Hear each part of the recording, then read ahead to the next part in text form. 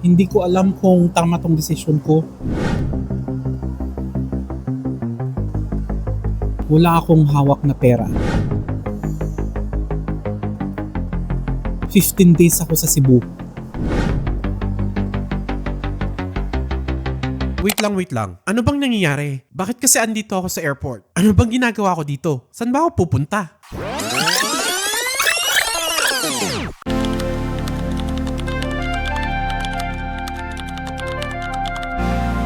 So, eto na nga mga te.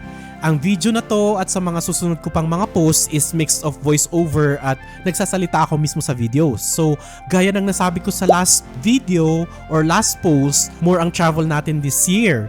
So, ang una kong pupuntahan sa taong ito dahil nabook ko na nga yung round trip ticket at mga hotel ko last year pa is in the province of Cebu.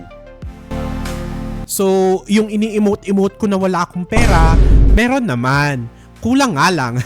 Dahil na rin sa hindi napaghandaan ng bahaging yan ng trip ko, no? Ako din ang nagsasuffer, di ba? Kasalanan ko din naman kasi hindi ako nagtabi ng mas maaga pa. Literal na more or less 5,000 lang ang dala kong pera papunta ng Cebu plus may konting extra sa GCash ko for emergency. Iniisip ko na nga kung saan ako dadalhin ng 5K na to eh.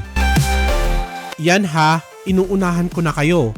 Hindi ito yung travel vlog or travel videos na in-expect nyo mapanood na bulusok kung makabisita sa lahat ng pwedeng puntahan sa isang lugar. Kung naghahanap kayo ng ganon, marami naman dyang iba na pwede nyo panoorin, no? Hindi ito ang pagkakataong na ibigay sa akin para magpunta sa isang destination to splurge at magpakayolo. May mga bagay na hindi natin maiiwasan na dumating pero kailangan nating harapin kaya hindi sa lahat ng pagkakataon ay naaayon sa gusto o plano natin. May mga bagay na hindi ko napaghandaan or nasama sa budget in advance kaya nahila yung perang gagamitin ko sana sa Cebu trip na to. Very personal po ang mga yon kaya hindi ako komportableng pag-usapan sa harap ng camera pero hindi ko po sinasabing sinisisi ko yon kaya ako na short. Ako po ang may kasalanan dahil hindi po ako nakapagtabi ng mas maaga at mas matagal para maging sapat lahat sa pangangailangan ko. Hindi lang ang trip na to. Ayan, so bali 5,000 lang yung dala ko, no? So around 5,000 lang. I know, actually 6,000 pero nabawasan kasi kumain ako bago bumiyahe pa Manila. Tapos bumili ako ng mga kailangan ko like kunyari mga toothpaste, mga deodorant, ganun. So kulang-kulang mga 5,000, no? Actually napaaga ako sa pagpunta rito kasi gusto ko talagang mag-film dito sa airport. Hindi ko alam kung kakasya talaga yung 5,000 na dala ko. Pero challenge ko na yon sa sarili ko. Kaya ko to. Alam nyo guys, nandito ako sa gilid. Nakaupo ako dito sa floor. Ang dami tumitingin sa akin actually. Hopefully mag-work tong trip na to. Kasi matagal ko na talagang plinano at pinasikaso itong Cebu trip na to. Unfortunately, meron mga bagay lang talaga na hindi may iwasan kaya nag-short talaga ako sa pera. I-challenge ko yung sarili ko na pagka-shine yung 5,000 na dala ko within 15 days, no? So, tignan natin kung anong mangyayari. Naglista ako ng mga gagawin ko sa Cebu para maitipid ko yung 5,000 at makasurvive ako dun ng 15 days. Okay, number 1, don't spend too much on food. Oo, halata naman sa katawan ko, di ba, na ang takaw ko. Kaya hindi ako masyadong kakain.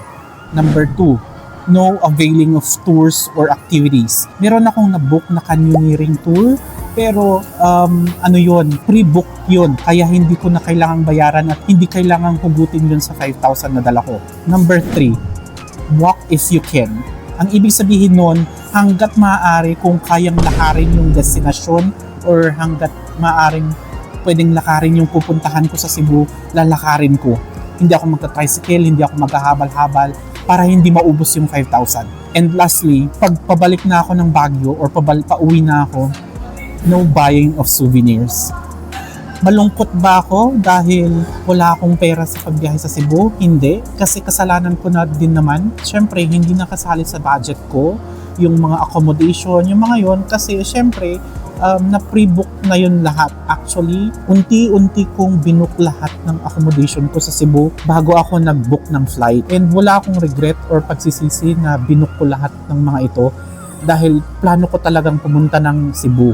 At ayan na nga po, nasita na tayo dahil hindi pala pwedeng tumambay ang mga pasahero sa corner na yan. Anyways, yun na nga.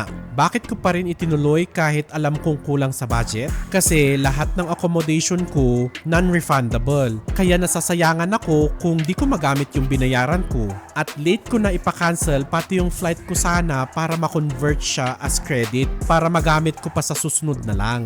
Kaya kahit alam kong kulang ang hawak ko, itinuloy ko na lang. Di bali at sanay naman ako sa mga ganitong sitwasyon. At dyan ko na lang din naisip na sana pati na lahat ng activities na pwedeng i-advance booking, ibinook ko na. Para kahit papaano, puno ng activities o maraming mapupuntahan pagdating ko ng Cebu. Halos lahat kasi ng mga activities at pwedeng puntahan sa Cebu, pwede naman doon na bayaran o doon na mismo i-book. At mag-isa lang din naman ako magta-travel kaya di ko na inisip yun last year. Ang tanga ko doon. Wrong move na naman ang lolo nyo.